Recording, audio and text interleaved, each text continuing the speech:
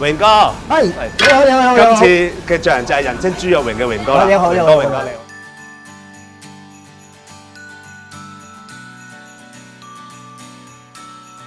榮哥，點解你會揀呢個肉類切割師呢一行嘅咧？哦，因為細個嗰時屋企都係賣豬肉嘅，所以我都係一路讀書一路幫手咁啊，所以做咗呢行咯。哦，咁其實你細個就已經識得切㗎咯喎？識㗎啦，係啊，13、14歲已經識㗎啦。嚇！喂，係咪啲大師傅先至可以開一頭豬嘅？咁師傅啊嗰時咧就都好緊要嘅。我哋嗰時啲學師咧，即係都唔係咁輕易學到啊，要睇住佢啊，咁慢慢學嘅，要自己摸啊咁啊。以前咧有叫做頭檔啦，即係頭檔師傅、二檔師傅啊，跟住就幫檔啊咁樣咯。咁啊有啲係做下欄咯，嗰啲就靚仔咯。都有嘅，而家就冇啦，以前係有嘅。豬要點切啊？個難度喺邊啊？個功夫喺邊啊？你可唔可以講下？哦，咁啊，你一路自己領略啊嘛，自己一路慢慢切過啦，啊咁樣切就得，咁就切得。有時咧就周圍去望下人哋啊，咁樣啊自己研究下咯。咁啊得㗎啦。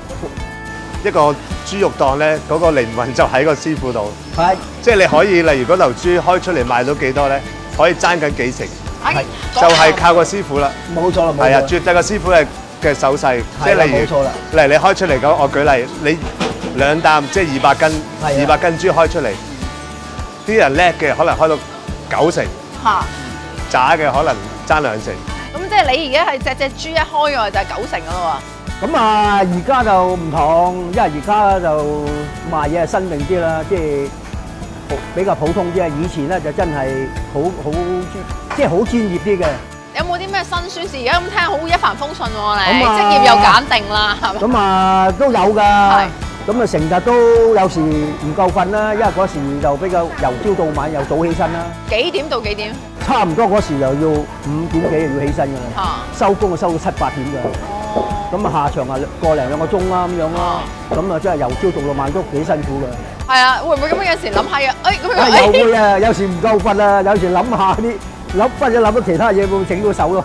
好危險㗎喎咁樣。咁都有嘅，周時都整到手㗎啦。我做得呢行揸把刀都要咗㗎啦。你有冇諗過嘗試轉行咧？即係會唔會好悶啊？得到都你匿埋眼都識切啦，都試過嘅，都試過想轉行嘅。咁啊，想揸車啦，但係咧始終都係豬肉咧個收入穩定。咁啊，個工資啊比其他啲高啲咁樣。你大師級先高啊，聽聞咗啦。唔係好嘅啫，唔係個個都係咁上下嘅，因為佢都差唔多嘅啫，一律都係咁嘅。榮哥，如果通常啲街坊嚟買嘢，你會唔會介紹下佢哋啲豬啊，邊個部位適合佢點樣煮啊？會嘅，因為我哋首先要問下佢需要咩用途先。佢需要有時係煲湯啊，佢食唔食啊？如果食嘅咧，我哋要介紹啲比較香滑啲嘅嗰啲肉啊或者骨啊俾佢煲咯。咁咩骨煲湯啊？通常咧，如果中意食嗰啲咪西施骨啊、糖排啊嗰啲咯。西施骨、糖排。係啦，冇錯啦。而家啲人咧會唔會好踴躍想加入呢一行咁啊？都有㗎，因為我而家見到好多後生年輕人都入呢行。咁啊，你喺出邊嗰啲有時好多而家呢個時間都揾唔到咩嘢做啊。咁做呢行啊比較好啲咯，個收入又穩定咯。但係如果學師要學幾耐咧？一般。一般。如果我哋嗰個年代咧就會耐啲啦。咁啊1、2年嘅。要1、2年。係啊，而家唔使㗎啦，而家2、3個月就得㗎啦。但係點解你個人咁開朗嘅咧？你個諗法？我中意周圍去玩下，咁啊開朗啲啫，個人就慣咗係咁嘅。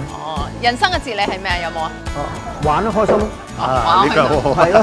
咁啊，今日多謝阿榮哥咁樣，希望你哋切更加多嘅靚肉俾啲街坊啊嚇。Thank you，thank you，thank you。多謝榮哥。多謝，拜拜。